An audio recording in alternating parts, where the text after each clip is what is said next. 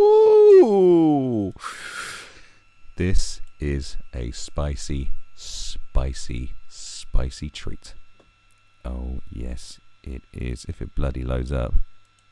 What's this? Right. Now, already seen a few hit pieces this week. There's been a lot of hit pieces, but it's good. It's always nice to see a really woke, a woke comedian register for the free today. Let's go get one free independent. Fuck off! I'm not registering to your bullshit. Is this gonna make me do? Yo, no. Right. So here, you may have heard about woke comedy, or fucking woke comedy. Woke comedy. Let me just move that across a bit. Which is basically like PC comedy, but terrible. Like, I don't know what. Yeah. Comedy seems to be just the comedy scene seems to be going right down the shitter, from what I've been hearing, in the UK especially. Don't know about other places. I've heard some things. This kind of just sums it up. I've seen this shared by fucking Leon Lush. But this is I think this is British. I think he's British, as far as I know. Go away.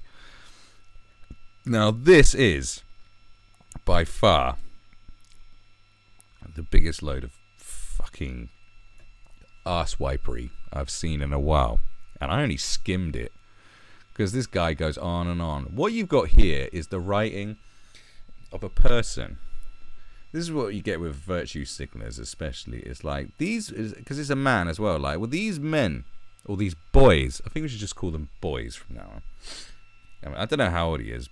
We'll look into it, but I put my money on him being a little boy. Little boys do not understand one thing, is that people who know stuff and have been around the block and seen things 1,000 times see through their bullshit. Yeah, we do. Men do. But little boys come along and they think they can throw out their virtue signaler. They think they can, I am your friend. I am an ally of the woman. And they'll say whatever. They'll fucking pussyfoot around women. They'll agree with everything they say. Put up with all of women's insane bullshit and not bat an eyelid. They'll befriend your girlfriend and carry her shopping home. They'll hug her and get a little hard on in their little boy pants. That's what little boys do. Because what do little boys want to do? They just want to fuck something, but they're too little. But they're just little boys. They're little boys, and they can't. They just can't get the girl that they want. Whereas they should be like men and just fuck everything, and be fine with it. Now little boys will be playing their little games and going, "Ooh, don't say that. That's sexist. Ooh, don't do that." Little boys will do this kind of thing, going, "Look how good I am." And yet us men. Now, there's plenty of women who will see through their bullshit too, but there's plenty of women who fucking fall for it, and that's who the little boy's victim is the gullible little girl or the gullible little woman. And the little boy doesn't realize that us men can see exactly what you're fucking doing. It's so transparent. You are literally embarrassing yourself. You are like. You remember the guy who's like the head of communications, I think, for Saddam Hussein's regime, and a few days into the Iraq War, when they made it to Baghdad, and the guy's there going, "No, everything's fine, nothing's going on," and his studio's been bombed because he was always in his studio, and then he's outside, and there's bombs going off behind him. You can hear the fucking American national anthem in the background. You're going, "America!" He's saying, "No, they are on the run. They're retreating." Like, you are that transparent with your bullshit, as in, like, "Oh, really, motherfucker?" Just to let you know that you can get the Independent to write your little love letter to any girl who's stupid enough to sleep with you. You can write your open love letter to try and grab some of that virtue pussy. You can do that. but they will see through you eventually. And when you're not man enough to take care of business, when you're not man enough to raise a family properly, when you're not man enough to discipline your children, when you're not man enough to stand up for your woman, when you're not man enough to step into the fucking fold, then she will kick your ass out the street and fuck your best friend or your brother. Or even better, your dad. And no one will blame her for doing that. So just know this, little boy. Just want to put that out of the way. So let's read what this little boy has to say. This little boy. Right. As a new comedian working the circuit, I'm appalled at disgusting jokes creeping back into the industry. It's an industry now, apparently. Right. Last month, I saw Finn Taylor's new stand-up show, When Harassi Met Sally. Now, that's a snappy title. Which made light of sexual harassment, the gender pay gap, and the Me Too movement. Look at that. He's thrown up 3 virtue singles already, going, no, no, no. Please suck my dick. Right. His intention might well have been to make us laugh. What, a comedian? No. But I found little to enjoy in this Jim Davidson tribute act. Oh, how scathing. Oh, not Jim Davidson. Oh. There's nothing worse. Even Paul Blart was better than Jim Davidson. What kind of reactionary drivel was I being subjected to in the name of comedy? I don't know, probably the same reactionary drivel I'm reading now, just so you can hook in some vagina, you limp dick fuck. For a while I sat there. See, this guy's gonna hate me. Good. Seething as a room. Come at me, man. Come at me. Seething as a room full of doubtless well-intentioned punters were laughing along with this thinly veiled rape apologism. Oh, well, there's nothing worse than apologizing for rape. Do you know what I mean? Rapists should never apologize. I've always said that. You shouldn't apologize if you're a rapist. Because it's too late, isn't it? You know, if you're ashamed of doing it, you shouldn't have done it in the first place. So clearly you weren't. So therefore, anyway. Rape apologism. Go get fucked, like. You know, it's just like for this rape. What, making jokes? Like, man, if you actually knew enough about the female of the species, you would know that you're just playing yourself. like, you know, like, this is a guy who gets sucked in by all women's bullshit and would just get played, and no self-respecting woman would respect a guy like this. Seriously, except pampered little princesses who haven't learnt life's harsh realities yet. That's a fucking fact. Like, just you're gonna have to learn this, my friend. You're gonna learn this because you're gonna get torn up. Like, you're gonna be the guy that cuts himself and cries and phones her 40 times a day. You're gonna be that guy. Don't be that guy. Many people have been that guy, but then they get over it. But we want to save you before you embarrass yourself. Don't embarrass yourself. It's going to be very bad for you and very bad for her. Satire is a powerful tool. Tyrants, ooh, tyrants, have always feared ridicule because there is nothing more likely to undermine authority than the sound of derisory laughter.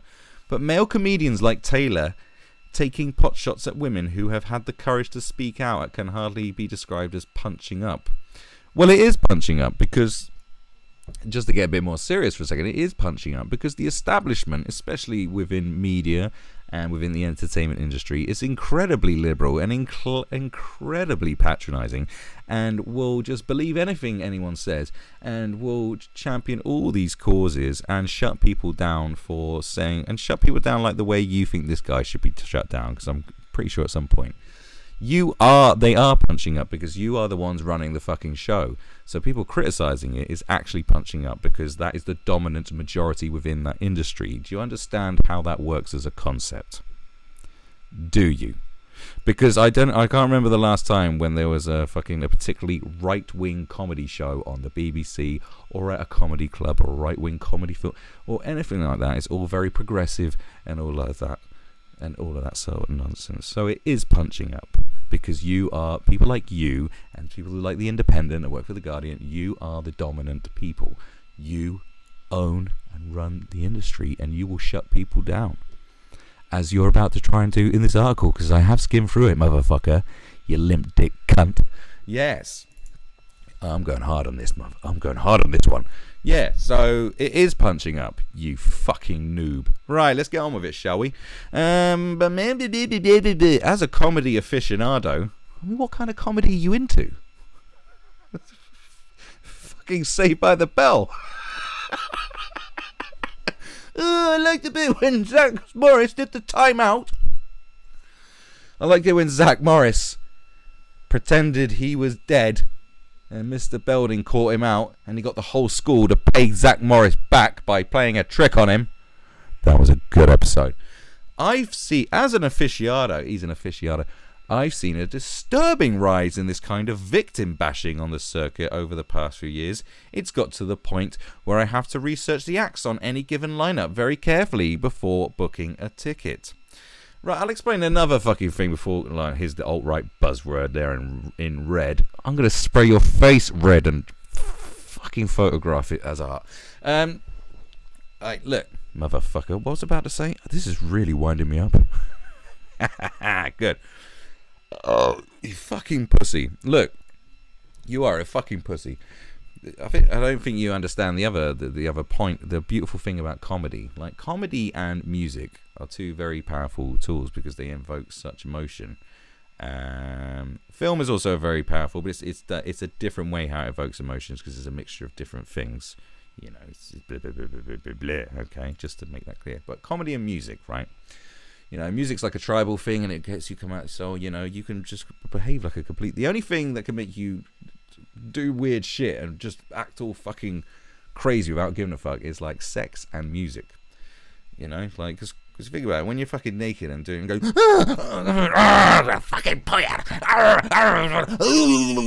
oh, let me stick my tongue in your asshole, like, you know, you lose your fucking mind, and it's great. And music does that too. It's very important. It's very good for us. It's therapeutic. It gets us through hard times. It makes good times better. It makes us nostalgic. It's beautiful, beautiful. Comedy, like laughter, increases your life expectancy. Laughter releases endorphins. Laughter is fucking great for you. And nothing makes you laugh more. Because when I see these very, you know, I call it tightrope comedy, because they're like, oh, I can't say, oh, no, oh, can't say this, oh, no, oh, no, can't say that, oh, no. It's all you get from the audience is mild. All you hear is mild tittering. But if you have outrageous comedy, like just watch fucking like Dave Chappelle or Paul Mooney, you know. And so, you know, I'm talking about the raucous comedians. Raucous, like Paul Mooney is fucking offensive. Like, there's no two ways about it. He does not give a fuck, and he's old as shit now, and he still doesn't give a fuck. And he say the most outrageous things, just outrageous. You know what he says about like Tiger Woods, and he's like, he said the worst thing Tiger Woods did was letting them white women live. It's something like that, and it's like, what the fuck? It's hilarious, and everyone is pissing themselves, and you fucking laugh your head off because it's like, what? Because it's fucking funny. And the beautiful thing about comedy is that it evokes those emotions. And what comedy is, and what comedy clubs should be, is a safe space, but not in this kind of fucking Looney Tunes safe space that you're talking about, or that you would want. It's a safe space where, because in society, we're so conditioned, you know, someone doesn't open the fucking door for you, someone doesn't say hello in the morning, there's some cunt, you don't like his face. You know, we're all negotiating these contracts through life where we have to like abide by these rules, and it gets a bit stiff, and you know, we have to abide by society's norms in order for us to function. Otherwise, it would just be like, ah! You know, it'd just be fucking chaos, and we'll be headbutting and beating each other and biting each other's faces off and raping and getting raped and fucking setting stuff on fire. You know. But we have to go by these norms, and we have to, you know, we have to be civil and do this, and it can get to us sometimes, and you need a bit of release. You know, there's things that you feel like saying, there's things that you feel like doing. You know, you want to say this thing to someone that you work with, but you can't, but you don't, because, you know, you need this to function. You need to get by. We all need to, you know, we need to function together. We can't clash too much. And then what comedy does, especially if it's outrageous and it goes beyond and it steps over the fucking line, and it tries to gauge where your line is, and you realise, like, my line is right over there, and people say stuff that you wish you could fucking say. They talk about doing stuff that you wish you could fucking do. And then you just have this fucking release. This release of like, That's why I like to be fucking OTT. Because I like people to have a release of going, what the fuck are you saying? You're crazy. And it's like, yeah, good. Do you feel better? Because I'm venting for you. It's just like, oh, you can't say that far, but you were probably thinking it, and it's like, oh, amazing. Thank God I am not a fucking scumbag.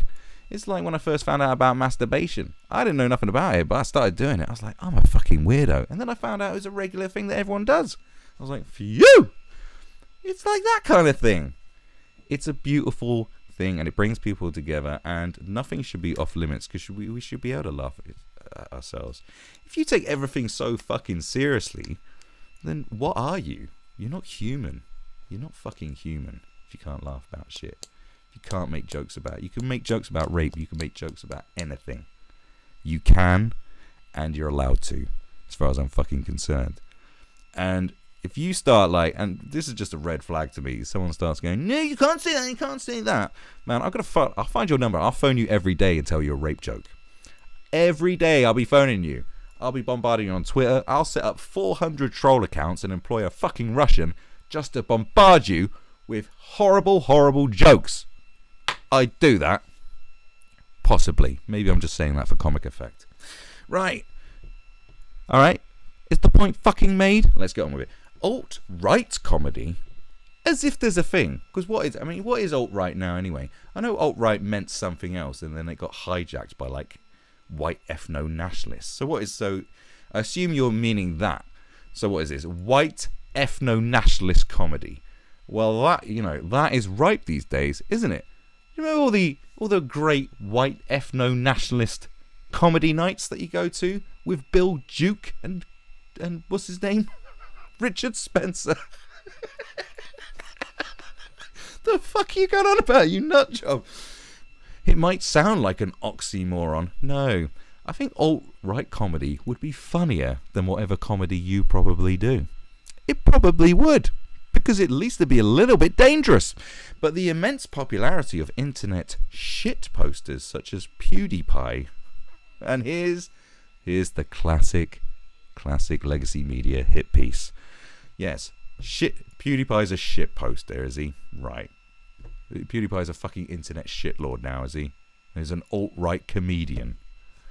Like, do I even need to explain how retarded that is? Like, and how you clearly have no idea about internet culture or anything. Like, I'm probably older than this guy and I know more about this shit that young people like. Like, what the fuck is wrong with you? Like, just fuck you. Like, fuck you. And Sargon of Akkad, his name's doing the rounds, has persuaded some comedians that there is money to be made from belittling social justice because it's ridiculous. There's money to be made, mate. It's ridiculous because it's ridiculous. Like, so much stuff, something that supposedly has so much, such good intentions, supposed good intentions. It's just ridiculous. It's just got out of hand. It started off okay, and now everything's a fucking problem. Belittling social justice. It's because people like you have made it ridiculous.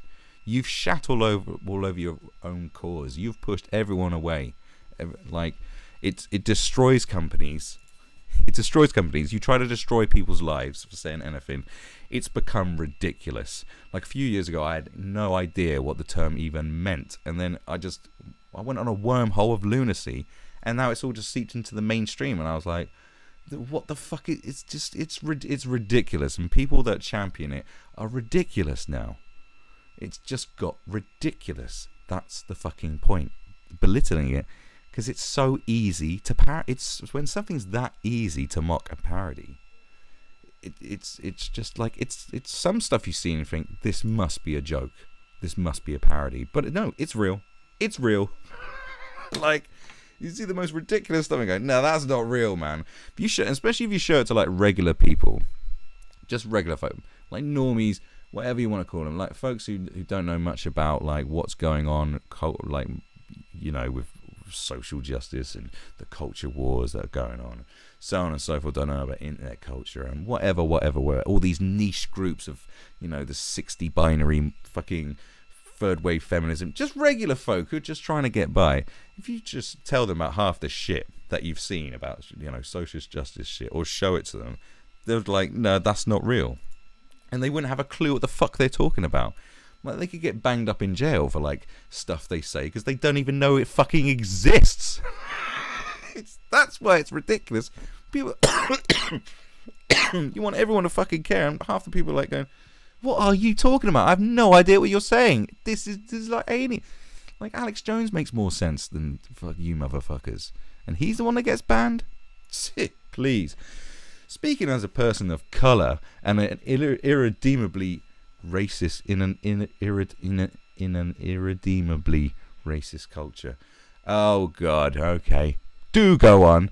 I'm sick of being accused of hypersensitivity by straight white men.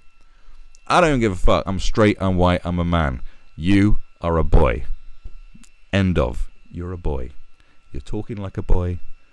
You're virtue signaling to try and get some vagina because that's all you seem to do. Okay. That's what you're doing. Alright, hypersensitivity by white men who are blind to their own privilege. Oh, shut up. What makes them believe that comedy should just be for them? What are you talking about? You're fucking crazy. What are you going on about? Why is it just for them? Why would they think it's just for them? Why is it? Shut up. The hallmark of a good satirist is the ability to expose the follies of the powerful and the corrupt. I've already mentioned, not to embolden them at the expense of those those of us who are already marginalised. Now, that's not the only reason for that. And why are you calling it? Yeah, that's maybe an aspect of satire, but we're talking about fucking comedy. Like, it's an area of comedy. Don't be getting it fucking twisted, pal. Jokes are jokes. Not everyone's a fucking satirist. Like, you're clearly not a satirist. Like, I do satire, bitch, and I do it fucking well. And no. If I'll whoop your ass, man. You're nothing to satire. You are nothing to it. I am good satire. You, nothing. Sweet nothing, you little bitch. Not to embolden them at the expense of those of us who are already marginalised. Keep throwing it out. Come on. One would have thought after years of progress, the bullying style of comedy once peddled by the likes of Bernard Manning would have been consigned to the distant past. Really? There's comedians out there like Bernard Manning now, is there? Right. Depressingly, give us an example then. Depressingly, established comics who should know better are doubling down on their problematic jokes. An overtly transphobic routine in Ricky Gervais's Netflix special Humanity is a case in point in which he repeatedly dead-named Caitlyn Jenner and claimed to identify as an ape as a means to ridicule gender reassignment. And he's going after Dave Chappelle as well, like one of the goats of comedy. Good one. He didn't, and in which he like Dave Chappelle explicitly attacked trans people. Like, you are not intelligent enough to get like the fucking whole point of the joke, of either of these jokes. You just haven't got the intelligence, or you refuse, or you just flat out refuse because, like I said, you're signaling for pussy. Unless you're gay, because he did say straight white men, is it that they're just the enemy, isn't it, of all social justice? The straight white men. Is that correct? Am I correct in that? I don't fucking know, do I? I'm not a loony. Right? Oh, maybe you're gay. Ah. And maybe you're not virtue signaling for pussy. Maybe you're virtue signaling for penis. Works same ways. They're still going to think you're a cock. You're still not going to get none. Okay? Right? And by all means, just show me your roll call of you know, show me all the vagina you've had, or the dick you've had. Please, prove me wrong. But like, it's not like, if you don't get, I'm not gonna retell the jokes. Go watch it yourself. Like, you're intellectually inferior. Okay. In December, the renowned misogynist Louis C.K. is not a misogynist. He's just a bit odd. There's nothing. It's not misogynistic just to get your fucking dick out. It's just a bit pervy. There's a big difference between being a misogynist and being a fucking outright pervert, okay? And being a bit weird. It's very, very different. He was heard mocking non-binary identities and the victims of school shootings. He was making jokes that are like, oh mate, you really are just, you need so many slaps, it's unbelievable. You need to slap yourself. No one else is allowed to slap you. You have to, this is your own journey that you must make. What a ridiculous, like, you need to really listen to that as well. He's making some fun, like I've never seen so much bullshit just thrown out of virtuous fucking someone blowing their own dick. Of not like, this is just so nauseating. Everything is, and it goes on and on. Perhaps it's time for the comedy community to reflect. Danish comedian Sophie Hagen has successfully toured with reduced anxiety performances. Is that fat girl? She is so unfunny. This is who you're killing it. You're killing comedy. You and your kind. Reduced performances which all toilet facilities are gender neutral, and audience members can contact her in advance if they have particular needs. Fuck you. Fuck you. Seriously, fuck you. Fuck her and fuck you. Fuck off. Ridiculous. This is ridiculous. I'm losing my fucking mind. I'm losing my mind. This guy, he is just full pelt. He's a full pelt idiot. He's just if you imagine if you got stuck in a room, like imagine this was like your sister's boyfriend or something, or like your girlfriend's best friend or something like that. You have to hang out with this guy. Then one of them situations, like your brother-in-law or something. Imagine it's this guy, and you have to listen to this all the time. Could you fucking imagine how terrible your life would be? You'd have to disown. Like, if it was your girlfriend's friend, you'd have to dump her, or your boyfriend's friend. You'd have to get rid of him. You'd have to, because you couldn't put up with this. How could you put up with this? It'd be insane. It'd drive me fucking nuts. I'd have to like just make stuff up and going. I'd plant child porn on them and call the police and be like, yo, we got it wrong in here. And I say, I told you, just to get rid of them. I know it's an awful thing to do, but you got to think about yourself sometimes. I had a friend whose cousin like used to yap all the time. Sometimes he used to slip him a few fucking Valiums so he'd go to sleep. He was like, I just can't deal with him talking so much. You know, he drug his own cousin to shut him up. You know, desperate times, isn't it? It's desperate. I mean, this guy, he'd start talking. He was going, like, your brain had melt out your eyes, and he's like, oh, like this guy. Yeah, the likes of Gervais, Chappelle, and CK still fail to recognise that they no longer have to rely on shock tactics to appeal to modern audience. As role models to a new generation of comics, they have responsibility to be mindful of the damage they can do to an already divided society. Literally everything you've used so much divisive rhetoric in here. Like, do you even know how divisive you'll be? It's so stupid. You are a fucking turd. I could never take a person like this seriously, ever, never. I'm sorry, you are. This is ridiculous. This is beyond words. Like everything. So everything taken out of context, falsely labeling stuff, not checking stuff enough, spouting nonsense, like not getting jokes and saying and twisting words, labeling people, false representation, and you want to fucking sit there boning on with really, you want to sit there on your pedestal, on your high horse, dictating how people should behave, when you can't even You can't even understand like semi-intelligent jokes. You can't even differentiate between different kinds of people. You can't even fact check. You can't even like look at the nuances and the context of things properly without going on your fucking little girly tirade. And yeah, I called you little girly because that's still an insult that counts where I fucking come from, baby.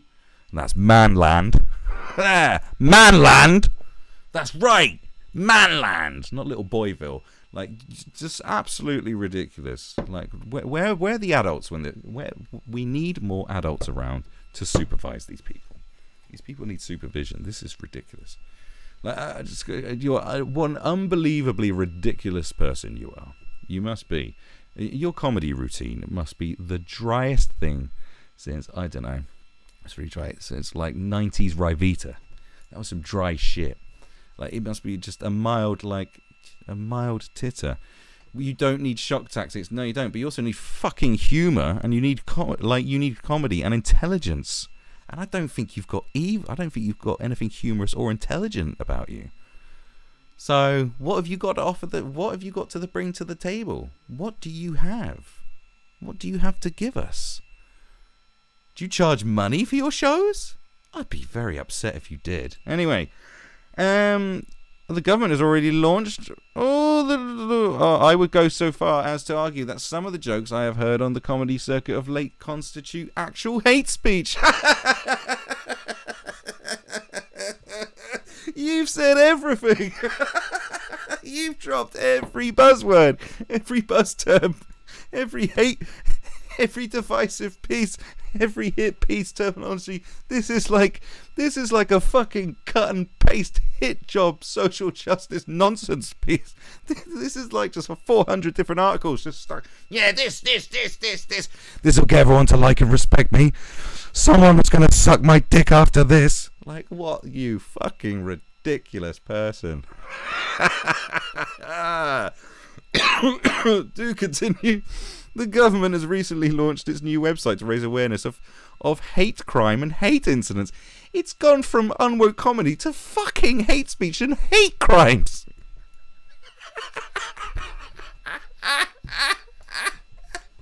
Woo! Woo! This is like schizophrenia, in which it made clear that verbal abuse could qualify as hateful if perceived by the victim or anybody else to be motivated by hostility or prejudice. Well, apologies. You ridiculous person. At a university gig in Cardiff, I once saw a comedian wrap a towel round his head, make faux Arabic noises, and claim that he was preparing for a BBC internship. I mean, whatever. I believe in freedom of speech, but I am also adult enough. Are you? Are you sure? God, he's not going to like anything about what I've done here. God, probably epitomise everything he hates. Good. Now, also adult enough to recognise that this freedom does not extend to making public events unsafe for vulnerable members of society. What, by just making ill-advised jokes? You fucking stupid twats. The last government guidelines would now seem to confirm that this kind of Islamophobia dressed up as humour should be subject to investigation. No, it should not. And, you know, the whole Islamophobia thing is just getting just really out. Like, no. You can mock and criticise anything, and you should. And if the government are going to decide that you can't mock and criticise a religion, religions shouldn't have the protected status that they have. Like, and that goes for all religions as far as I'm concerned. Like, it's very, you know, and how some of them are like, you know, so religion is a very funny thing, and how, you know, the tax breaks it gets and the power that it forms, and really it's all a bunch of people who believe in talking snakes and fucking, you know, fucking people talking to them in the sky. It's nuts when you think about it. And yet we hold this all in high esteem in this day and age. And that you shouldn't be mocking these things, like this. We've gone fully back in time. Like, we have regressed. This is like when they tried to ban The Life of Brian and films like that. It's like when they tried to ban Elvis because he's spreading the message of the devil with his swinging hips. This is what this is. It's fucking. They're like 1950s housewives. What is going on? This is fucking nuts. Who are these people? Were they all born with a stick up their asshole? I don't know. It's like, it simply isn't good enough for comedians to cry free speech after every hateful joke, as though the laws that govern the rest of us don't apply to them. No, you don't understand what free speech is all about, do you? And this free speech thing is getting really out of hand. It's like getting hijacked, and it's been weaponized too much. Let's just call it telling it, just saying stuff. We're just saying stuff. Like, if you try to say everything else, like what? And also, it's like, what, hate speech? It's like, what? You can't hate stuff. What? You're not allowed to hate stuff now? Because where's it going to end? It's like, I don't like this. Right? Well, that's hateful speech, and that's wrong. It's like, fucking what? It's like, what? Can you get up? What? It's like fucking what? Like, well, you're not allowed to hate the police. You're not allowed to hate traffic wardens.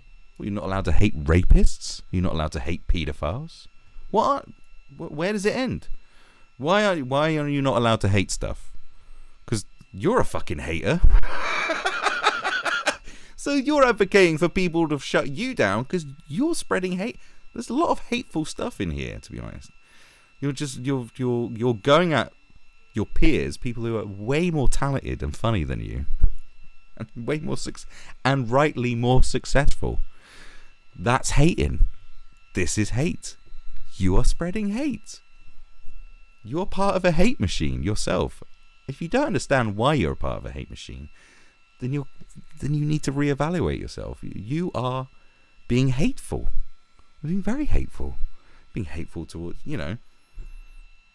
it's very you're a very convoluted twat. In simply blah blah blah, the battle for equality will not be won by activists alone. Well, you need actual activists to win that, and there just are none. We all need to play our part. Sometimes this will mean risking the accusation of being a prude or a killjoy, but this is surely a price worth paying. No, I don't know what they're going about. The bad old days of Bernard Manning type comedy has been dead for a fucking long time. That era has been and gone. Like in the 90s they called it out. Roy Chubby Brown, all of them. We had the alternative comedy movement, for fuck's sake, in the late 80s that banished all that stuff. That happened years ago. That old, it's very bizarre. And such tactics are designed to silence us, to make us feel ashamed for standing up for those who might not be able to stand up for.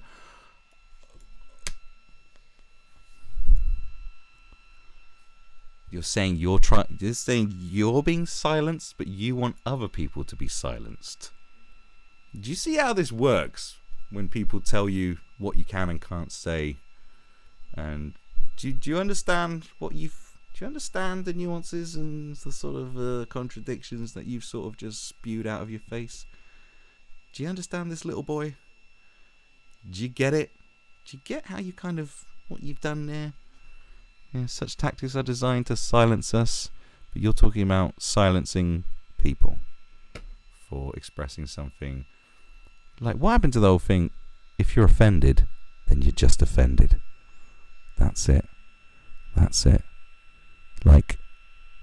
Haircuts offend me, but this is why I shouldn't ever be put in charge of a country. Because I'd be a proper dictator, one of them mental ones. I'd ban certain haircuts. I would. I'd outlaw them because they offend me. I'm not even joking. Certain haircuts offend me, and I'd fucking ban them if I could. But that's why someone like me isn't in charge, and a good thing too. Because you can't just ban stuff you don't like, or you find offensive, or that makes you uncomfortable. Right? You obviously don't go around advocating for murder, because that is illegal. But there's a big difference between hating something and wanting something dead, disliking something. There's a big difference between a guy making an ill-advised joke, wrapping a towel around his head, if that actually happened. And the kind of people that write this nonsense are probably liars. It's flat out. You're probably a liar. possibly. I mean, most of them are just flat out attention-seeking liars who don't fact check and don't do research, and aren't very intelligent and don't deserve to have this kind of voice, and in fact should be shut down by the power of the dollar. And that is what should happen to you, and it will happen to you. So, you know, fuck you too. But yeah, but a guy wrapping a towel around his head and going, "Oh, I'm going to go for an internship at the BBC." Well, that's referencing something that actually is happening. So, well, I don't know what your point is. And that's also commenting on the BBC, which is punching up, is it not? Which is satire of what's actually going on. It's a kind of bawdy 1970s way of approaching it, and it's not the sort of thing that I'd find particularly funny. But I get it. At least it's a comment on something. What's your commentary on? It is astonishing degree of entitlement to claim the right to free speech without accepting the consequences of one's choices. And we all accept the consequences. People we'll sort it out amongst ourselves. You got every right to like fucking to not go somewhere, or to heckle them, or to like to choose not to listen to it. You have the right to do it all. But what, you want the fucking government to protect you, little boy, instead of just going about life and doing it for yourself? You want mummy and daddy to hold your hand. Is that right? In a country poised on the brink of far-right resurgence... Oh, here we go. Check out my podcast yesterday about the myth of the far right. It's a fucking myth. It's ridiculous, and it's perpetrated by nonsense idiots. It's like it really is not. It's not a threat. Is a cheap laugh really worth the risk? The kind of jokes that reinforce negative stereotypes and normalise bigotry should no longer be tolerated in our society. This really isn't too much to ask. You've just got all over them. This whole thing is a cut and paste job of every fucking bullshit argument and bullshit rhetoric that's put across by snooty comedy elitists and all of them. Anyone in entertainment, journalists, all of these fucking douchebags. It's just this is ridiculous. It's using all the same language. It's a cut and paste job. This could have been written by by a random generated machine. This is the equivalent. This article is the equivalent of the fucking manatees in that episode of South Park. You know, the Cartoon Wars, when it's taking the piss out of how Family Guy writes its jokes, and it's got manatees that push up these balls with like 3 random words on it, and that's how they come up with Family Guy joke. That's good satire, and it really does go hard on Family Guy and show that I don't like Family Guy much. It's the equivalent of that, right? This is what this is. It's going, this bit, this, I just made an article. It's like, mate, go home, Roger. Go home. What an absolute wanker. Who is this guy? God, let's see his face. Oh, why have you got Ricky Gervais's face on there? Why have you stolen his face? Oh, he wants me to subscribe again. Here's Liam Evans. Do you know what? I do not care. Actually, no, let's see who he is. We've got to see who he is. Liam Evans. I'm assuming he's a comedian. Who is this guy?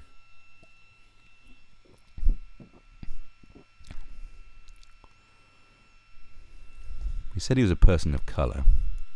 Yeah, let's go to comedy.co.uk and see if he's on there. Who's that? Who is this person? Alright, is he... Is that... right. IMDb. No. He's a writer, activist. He's a writer, activist, and sometime stand-up comedian.